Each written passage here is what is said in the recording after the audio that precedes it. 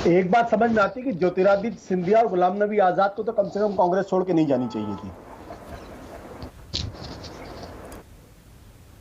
ऐसा क्यों कह रहे हैं?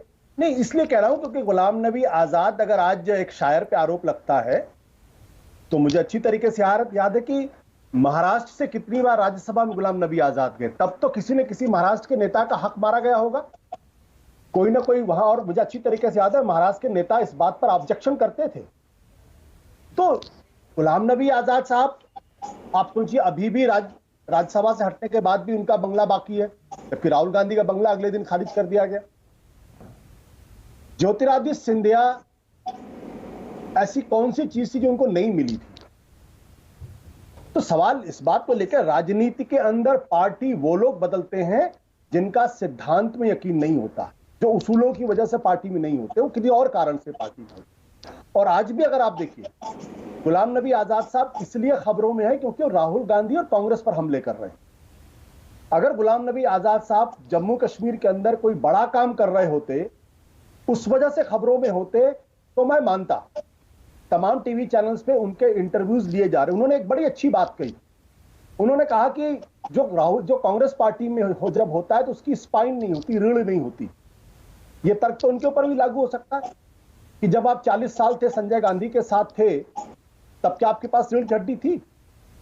तो ईमानदारी की बात यह है कि चाहे गुलाम नबी आजाद हो, चाहे वो ज्योतिरादित्य सिंधिया हो, चाहे तमाम लोग हो, मेरा अपना मानना यह है कि पार्टी दल बदल वही लोग करते हैं जिनका अपना कोई उसूल नहीं होता, जो सिर्फ सत्ता के लिए इधर उधर होते हैं।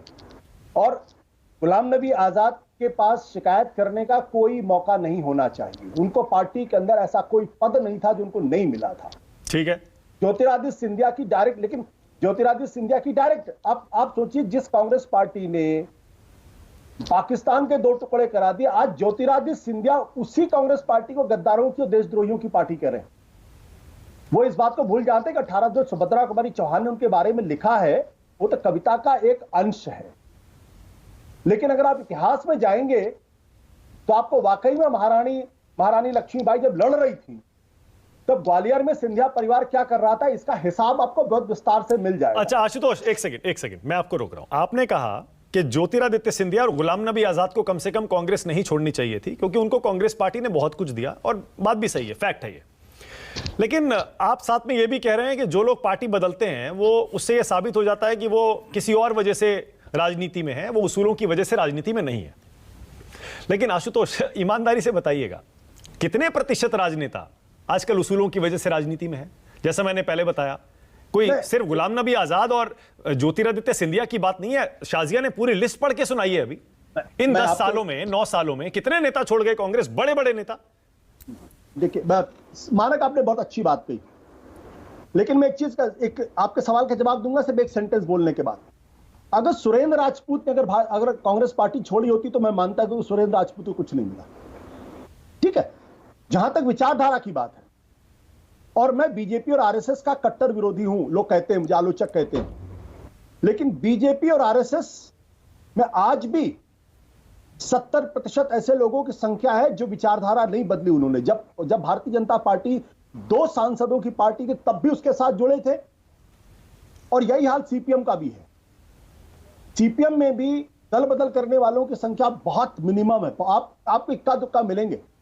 सीपीएम में वो लोग मिल जाएंगे जो आज भी जो मेंबर ऑफ पार्लियामेंट है लेकिन हवाई चप्पल से चलते हैं, फटे हुए कपड़ों में चलते हैं। और मैंने खुद अपनी आंखों से देखा है सीपीएम के बहुत बड़े बड़े नेताओं को, वो जो रिपोर्टर हुआ करते थे उनसे लिफ्ट लेने के लिए।